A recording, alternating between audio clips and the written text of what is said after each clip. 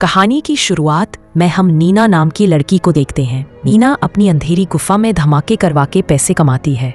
नीना खेतों के बीचों बीच चादर और चटाई समेट रही थी और उससे थोड़ी ही दूर एक आदमी बैठा पैसे गिन रहा था। इसके कुछ देर बाद नीना एक पेड़ पर देखती है। यहाँ एक आदमी उसकी गुफा में धमाके कर रहा था। इधर नीना की गुफा में धमाके हो रहे थे तो वहीं दूसरे पेड़ के पीछे बैठा आदमी डायरी पर कुछ लिख रहा था। जल्दी ही आदमी ने अपने गन्ने का सारा रस निकाल दिया, जिसके बाद नीना अपने बदन को ढकती हुई उसी आदमी के पास आ गई जो डायरी पर कुछ लिख रहा था। असल में नीना पैसे लेकर आदमियों का रस निकालती थी और यह आदमी नीना का चाचा था। ये लोग काफी गरीब थे, इसलिए घर चलाने के लिए नीना जिस्म बेचने का काम करती थी और उसका चाचा ग्राहकों का इंतजाम करता था। नीना एक दिन में कई मर्दों की गर्मी शांत करती थी ताकि ज्यादा से ज्यादा पैसे कमा सके। वो फ्रेश होने का सामान अपने झोले में ही रखती थी ताकि हर बार फ्रेश होकर अगले ग्राहक से मिल सके। आदमी जैसे कहते नीना वैसे ही धमाके करती और करवाती थी, इसलिए उसके सभी ग्राहक उससे बेहद खुश रहते थे। पूरा दिन काम करने के बाद रात को ये दोनों खूब सारा खाना लेकर घर आते हैं, जिसे देखकर नीना का चचेरा भाई सीमो और उसकी छोटी बहन बेहद खुश हो गए। खाना खाने के बाद नीना नहाने लगती है और चाचा बाहर बैठकर फिर से हिसाब किताब करने लगता है। इसी बीच सीमो उसके पास आकर उसे एक चाकू देता है ताकि जरूरत पड़ने पर वो उसका इस्तेमाल कर सके। सीमो जानता था कि उसका बाप और बहन क्या काम करते हैं, इसलिए उसने सुरक्षा के लिए चाकू दिया था। इसके बाद वो नीना के पास आकर उससे बातें करने लगता है। नीना अभी भी नहा रही थी। सीमो के पूछने पर वो उसे बताती है कि वो कैसे कैसे आदमियों की इच्छाएं पूरी करती है। नीना की बातें सुनकर सीमो के गन्ने में हलचल होने लगी और वह वहीं पर अपना हाथ चलाने लगा। जल्दी ही नीना भी नहाकर बाहर आ गई और तभी चाचा आकर उसे तैयार होने को कहता है, क्योंकि उन्हें अभी एक ग्राहक से मिलने जाना था। नीना जल्दी जल्दी तैयार होकर अपने चाचा के साथ निकल पड़ी। कुछ ही देर बाद नीना ग्राहक की बाहों में थी, जबकि बाहर खड़ा उसका चाचा दारू पीने के साथ साथ उसकी गर्म आवाजें भी सुन रहा था। देखते ही देखते ग्राहक नीना के साथ जबरदस्ती करने लगा, जिससे नीना की गर्म आवाजें चीख में बदल गई। नीना की चीखें सुनकर चाचा अंदर आता है और चाकू दिखाकर ग्राहक को रुकने को कहता है, लेकिन ग्राहक उसकी एक नहीं सुनता। नीना किसी तरह आदमी का गन्ना अपनी गुफा से निकालकर अपने चाचा के पास आ गई, जिससे ग्राहक को गुस्सा आ गया। वो पहले उसके चाचा को धक्का मारता है और फिर उसी के चाकू से उसका गला काट देता है। चाचा की मौत के कारण सभी लोग बेहद दुखी थे। नीना पूरा दिन घर में ही रहती, जिस कारण धीरे धीरे कर इनका राशन खत्म होने लगा।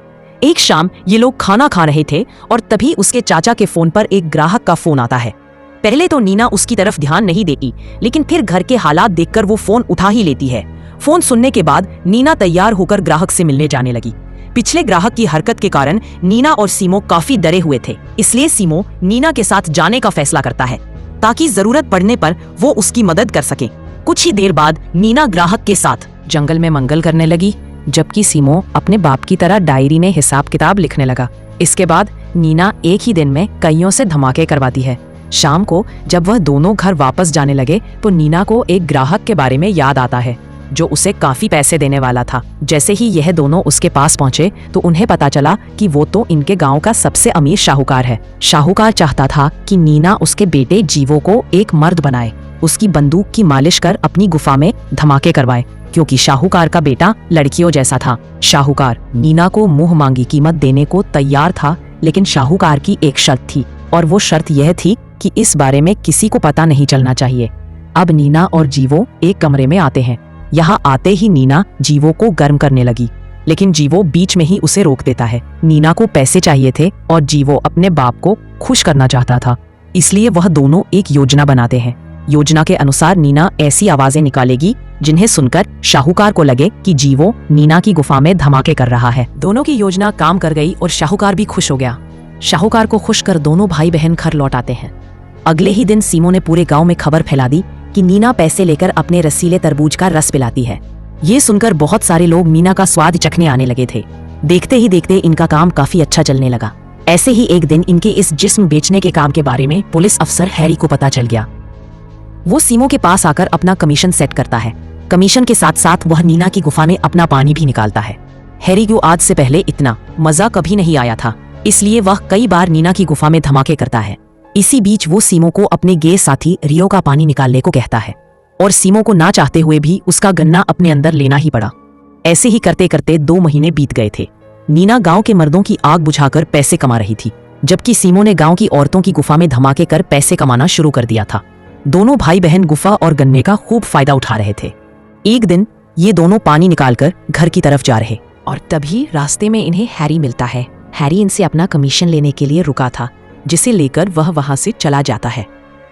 अगले दिन नीना को काफी तेज बुखार हो गया। सीमो जल्दी जल्दी उसे कंबल में लपेटकर दवाई लेने बाहर चला गया। इसी दौरान हैरी भी गांव में चक्कर लगा रहा था। तभी उसकी नजर एक जवान लड़की पर पड़ती है, जो कॉलेज से अपने घर जा रही थी। हैरी का उस पर दिल आ गया और वो उसका पीछा करने लगा। लड़की घर आकर अपने कपड़े बदलने लगी और हैरी छुपकर उसे देखने लगा। दूसरी तरफ हैरी का साथी रियो पूरे नशे में था और तभी उसकी मुलाकात सीमो से होती है। वो सीमो से अपना पानी निकालने को कहता है, लेकिन सीमो को कुछ खास करना नहीं पड़ता क्योंकि रियो काफी नशे में था। सीमो के पास नीना की दवाई के लिए पैसे कम पड़ गए थे, इसलिए वह रियो के पैसे और उसकी घड़ी निकाल लेता है। इसके बाद वह उन पैसों से दवाई खरीदता है और घर जाकर अपनी बहन को देता है। नीना ठीक तो हो रही थी, लेकिन अभी वह काम पर नहीं जा सकती थी, इसलिए सीमो जीवो को नीना का ख्याल रखने के लिए बुलाता है और खुद काम पर निकल जाता है। सीमो पूरा दिन गांव की औरतों की गुफा में धमाके कर जब घर वापस जा रहा था तो हैरी उसे पकड़ लेता है, क्योंकि उसने उसके साथी की घड़ी चुराई थी। हैरी पहले उसकी खूब पिटाई करता है और फिर उसे जेल में डाल देता है। इसी जेल में वो कॉलेज वाली लड़की भी थी जिसका हैरी पीछा कर रहा था। हैरी उसकी गुफा में अपने गन्ने का रस निकालना चाहता था और वह भी लड़की की सहमति से, इसीलिए उसने अभी तक उसे हाथ नहीं लगाया था। दूसरी तरफ सीमो के घर ना लौटने पर नीना को उसकी चिंता होने लगी। घर में खाने पीने को भी कुछ नहीं था, जिस कारण कमजोर नीना बेहोश हो गई। उधर जेल में सीमो लड़की से उसका नाम पूछता है। इस लड़की का नाम माया था। वो सीमो से मदद मांगती है, मगर सीमो की तो खुद की दुनिया ही हिली पड़ी थी। उन दोनों को बातें करते देख हैरी को गुस्सा आ गया। माया को डराने के लिए वो साला सीमो की पिटाई कर देता है। साथ ही वो उसे माया से दूर रहने की धमकी भी देता है।